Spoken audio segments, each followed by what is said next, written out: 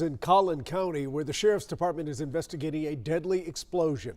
It's happening northeast of Lake Levon along FM 2756. The Farmersville police chief told us that 2 people have been killed in the blast.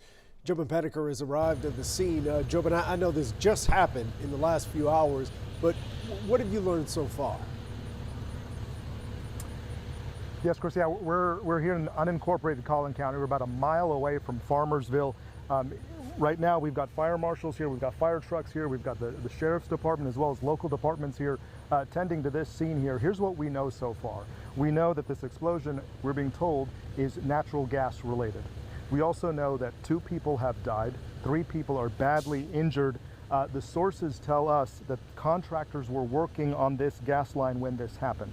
We had a chance to talk with 2 neighbors who live adjacent to this spot.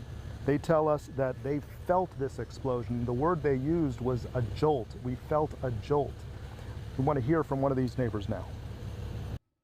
Yeah, just an energy blast from the explosion.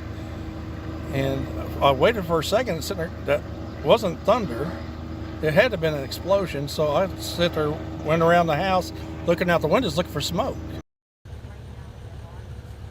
Again, a really tough situation out here.